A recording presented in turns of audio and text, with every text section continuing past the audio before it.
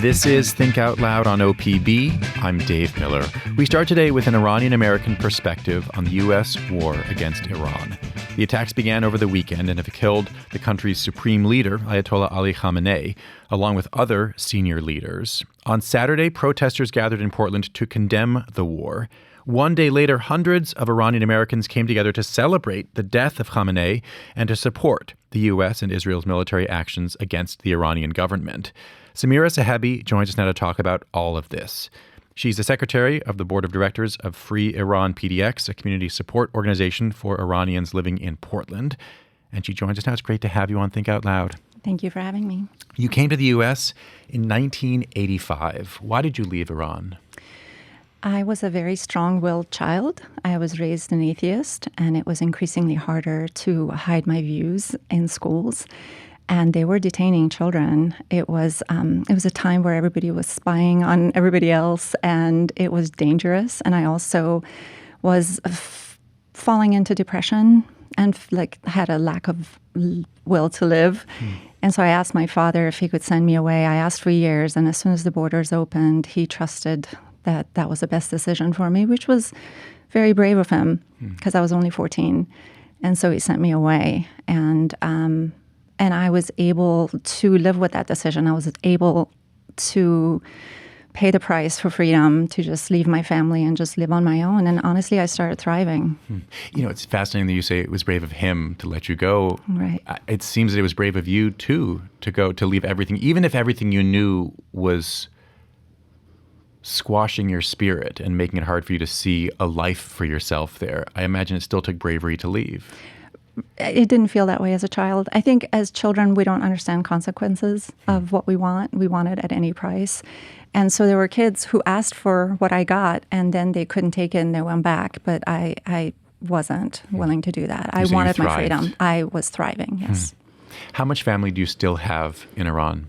I have a fair bit of family, a lot of cousins. My parents are deceased, but some aunts and lots of cousins. Before this weekend, what was communication with your family in Iran like? How possible was it? Well, outside of when they shut off the internet, so there's two levels to services in Iran. One is internal, so that you can order a ride or order food or go to the banks. And then there's another level that is communication with the outside world. And as soon as there's unrest, they shut that off. And a lot of times we communicate through Telegram or WhatsApp. And so that gets shut off. And in January, it was shut off for a long time. So it was really hard.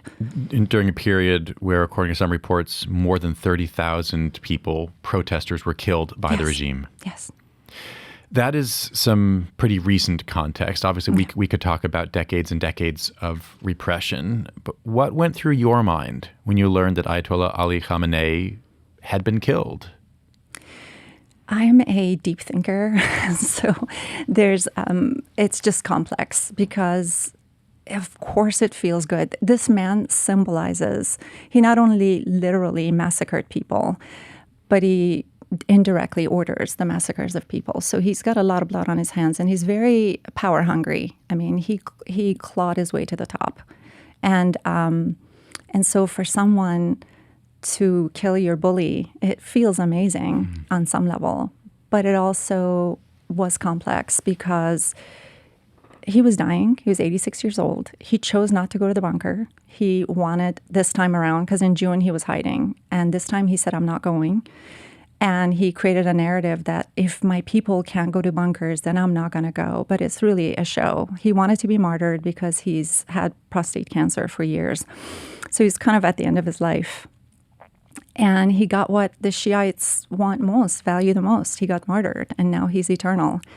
And he knew that would cause unrest in various Muslim countries that have Shiite population, and we're seeing demonstrations now in different parts of Asia.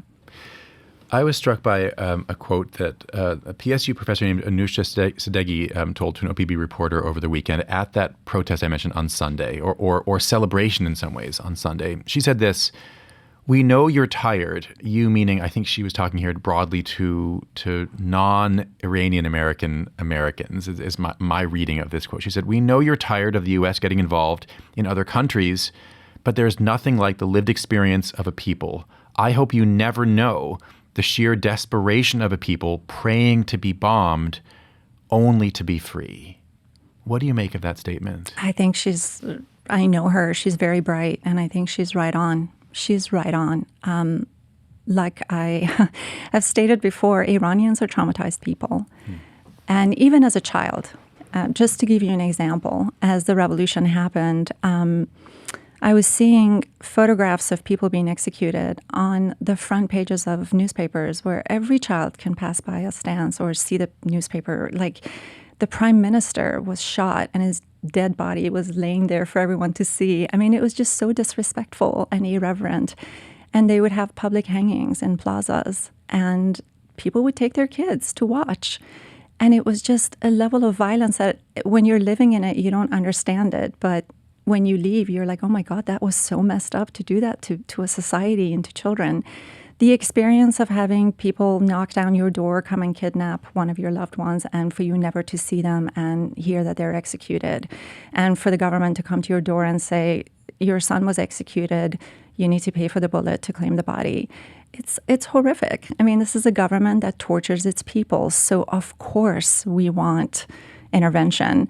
But it's not really so much what we want, because a lot of us are pacifists. A lot of us who've been living here for decades are tired of these wars, and we don't want our tax dollars spent on that.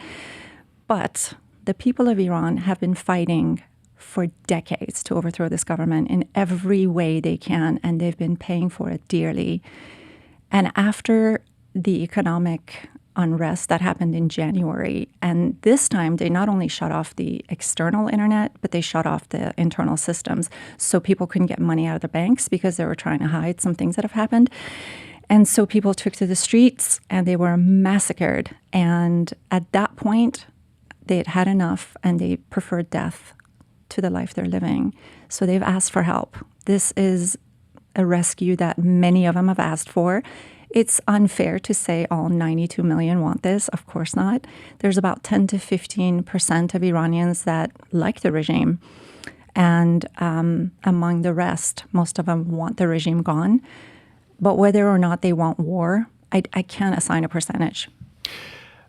But even among the vast majority that was against the regime, there are different regional and ethnic groups in Iran, including Kurds, Azeri, and Arab separatists, other groups. How concerned are you that in a potential power vacuum, there could be at least civil unrest and maybe a civil war as factions fight? Right. So I am not aware of a separatist movement. As you probably know, Kurdistan was a country that was divided into 4 countries, and a part of it has been in Iran. And they're an ethnic minority that have been very much persecuted by the Islamic regime. So if they wanted their independence, which I don't, we hear mixed reports on that. Many Kurdish people feel absolutely Iranian.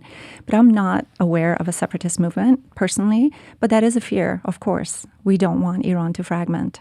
Which foreign powers would have the power to do that, to cause that? I'm curious what lessons, if any, you took from the U.S.'s earlier attack in Venezuela, where the U.S. grabbed the leader, but then it seems just made a deal with the existing repressive regime, said, we'll also get the oil, and then it seems that we're more or less washing our hands of that operation. I'm curious if you see a possible analog for our approach to Iran going forward.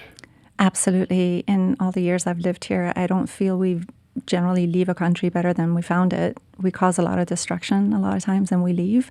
And even the people of Iraq, who were so excited and welcomed American troops when they overthrew Saddam, are not happy with the state of their country. So I am very wary of that. And I can't compare Iran to Venezuela.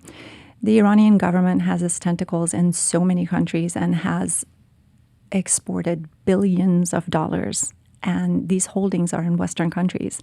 And so in essence, a lot of the West is profiting from this government. They are. It's complicated. And they are very well established in the Middle East, and they have a lot of proxies. And also, this is a government that has been prepared for this because they've observed that Israel decapitates leaders. And so after June, they set up a system where for every vital position, there's 4 people to take over after them. And they try not to be in the same place at the same time. So it's not palpable that the leader died. They've been ready for his death. So it's I think this government's not going to go down. And because they're an ideological government, they are willing to go down and burn the whole place down with them, because for them, this is a holy war. Given all that, what are your hopes for the future of Iran right now? My hope is the minimum amount of bloodshed leading to the government's demise, and for a democracy where people of Iran get to choose what's next for them, not the diaspora. Samira Sahebi, thanks very much. Thank you. Samira Sahebi is Secretary of the Board of Directors of Free Iran PDX. That's a community support organization for Iranians living in Portland.